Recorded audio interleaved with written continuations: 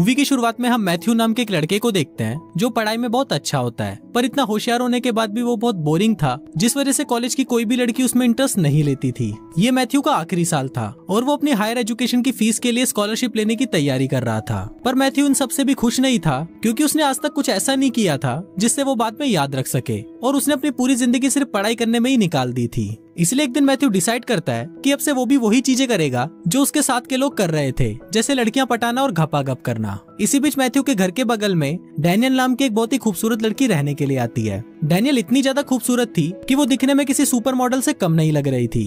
रात को Matthew phone पर बात कर रहा होता है और तभी उसकी नजर डैनियल की खिड़की पर जाती है, जो कि कपड़े बदल रही थी। ये देखकर मैथ्यू का छोटा चेतन जाग जाता है और फिर वो भी छुपकर डैनियल को देखने लगता है। पर तभी डैनियल मैथ्यू को उसे देखते हुए देख लेती है और वो सीधा उसके घर आ जाती है। तभी डैनियल के डैड उसे नीचे बुलाते हैं, जिसको सुनकर डैनियल की फटकर 64 हो जाती है। अब मैथ्यू डरते हुए नीचे आता है, पर तभी उसके डैड उसे बोलते हैं कि डैनियल इस शहर में नई आई है और उसे यहाँ के बारे में कुछ नहीं पता, इसलिए तुम इसकी हेल्प करो और इसके साथ जाओ। अब जब ये दोनों साथ में जा रहे होते हैं, तभी डैनियल मैथ्यू से पूछती है कि तुम्हें बिना कपड़ों के मेरे खरबूजे कैसे लगे, जिस पर मैथ्यू से बोलता है कि वो खरबूजे नहीं संतरे थे। ये सुनकर डैनियल की सटक जाती है और वो मैथ्यू को बोलती है कि चल तू अब अपने कपड़े उतार और मुझे अपना केला दिखा। अब डैनियल जबरदस्ती मैथ्यू के सारे कपड़े उतरवा देती है। फिर जब मैथ्यू पूरी तरह नंगा हो जाता है तो डैनियल उसे कार से उतार कर उसके कपड़े लेकर भाग जाती है। पर थोड़ी देर बाद डैनियल वापस आ जाती है और वो मैथ्यू को बोलती है कि वो सिर्फ उसके साथ मजाक कर रही थी। इसके बाद वो दोनों साथ बैठकर बातें करने लगते हैं और कुछ ही देर में उन दोनों में अच्छी दोस्ती भी हो जाती है।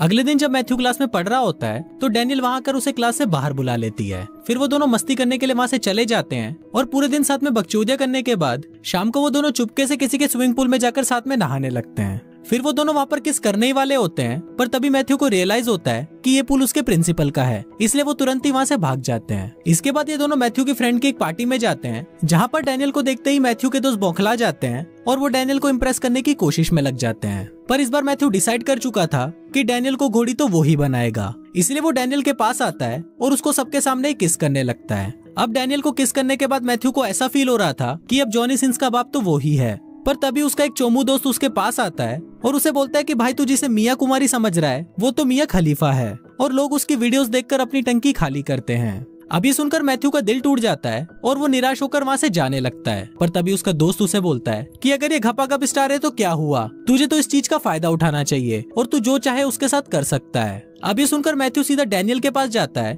जो उसकी माँ के साथ बैठकर उसकी बचपन की फोटोज देख रही थी। वहाँ मैथ्यू डैनियल को बोलता है कि आओ मैं तुम्हें तारों के शहर ले चलता हूँ, और फिर वो दोनों साथ में एक होटल में जाते हैं, जहाँ मैथ्यू डैनियल को घोड़ी बनने के लिए बोलता है। अब डैनियल भी समझ गई थी कि मैथ्यू उससे क्या चाहता है, जिस पर डैनियल उसे बोलती है कि तुम मुझे गलत समझ रहे हो, मैंने घोड़ी बनने का काम तो कब का छोड़ दिया है। डैनियल बताती है कि पहले मैं किसी के लिए भी घोड़ी बन जाया करती थी, पर अब मैं वैसा कुछ नहीं करती, और ये बोलकर वो डैनियल से नाराज होकर वहाँ से चली जाती है। अगले दिन मैथ्यू डैनियल से माफी मांगने उसके घर जाता है, जहाँ पर उसे एक और आदमी मिलता है जिसका नाम कैली था। मैथ्यू कैली से पूछता है कि तुम डैनियल को कैसे जानते हो, जिस पर कैली उसे बताता है कि मैं डैनियल का प्रोड्यूसर हूँ और साथ ही मैं इसका एक्स भी हूँ।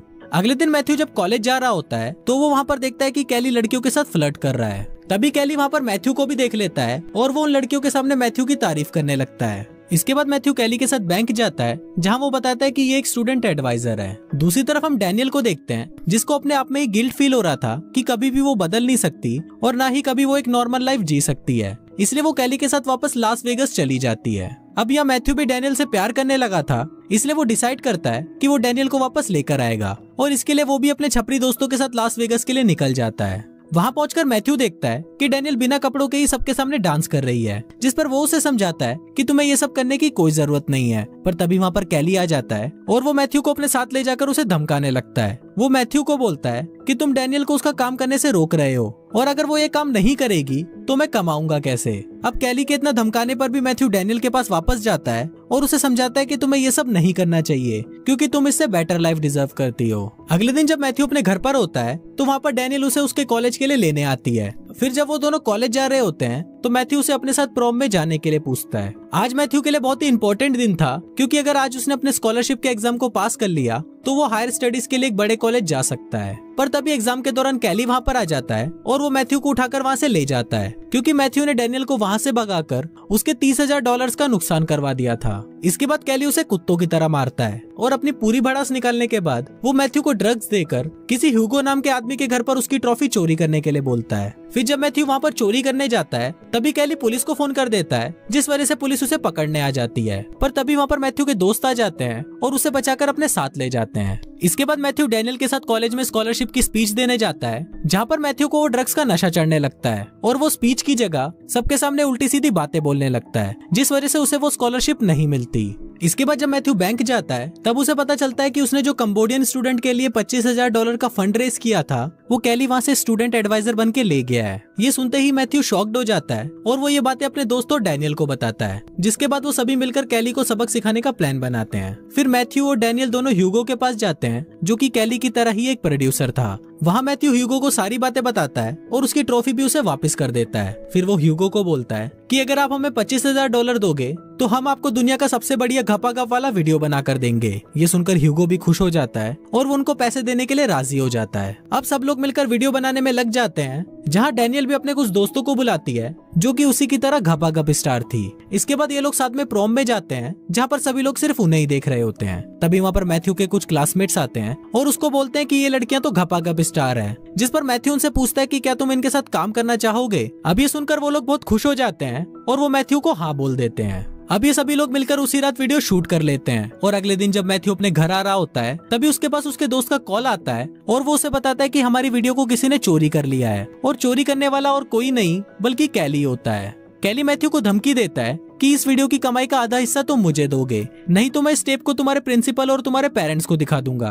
पर मैथ्यू उसे मना कर देता है, जिस पर वो उस टेप को सबको दिखा देता है। पर जब वो वीडियो स्टार्ट होता है तो हम देखते हैं कि वो सिर्फ घपाघप के एजुकेशन वाला वीडियो होता है, जिसको देखकर सभी लोग मैथ्यू की बहुत तारीफ करते हैं। अब ये टेप ऑफिशियली रिलीज कर दिया जाता है और देखते ही देखते ये टेप मार्केट में बेस्ट सेलर बन जाती है। अब मैथ्यू के पास बहुत सारे पैसे आ गए थे, जिससे वो अपनी यूनिवर्सिटी की फीस भी भर देता है और वो उस कंबोडियन स्टूडेंट को भी स्कॉलरशिप दे देता है। मैथ्यू बाकी बचे हुए पैसों से अपने लिए गाड़ी खरीद लेता है और वो कैली को एक एक्सपेंसिव गिफ्ट भी देता है, जिससे वो दोनों अच्छे दोस्त बन जाते हैं। लास्ट में मैथ्यू और डैनियल भी साथ में खुशी खुशी रहते हैं और कुछ इसी तरह से ये फिल्म यहीं खत्म हो जाती है। अब तुम लोग गलती से अगर नए हो तो सब्सक्राइब करो, वो जो लाल वाला बटन है उस पर अपने जीजा जी फेंक के मारो या फूफा जी, मुझे नहीं पता, बस क्लिक हो जाना चाहिए।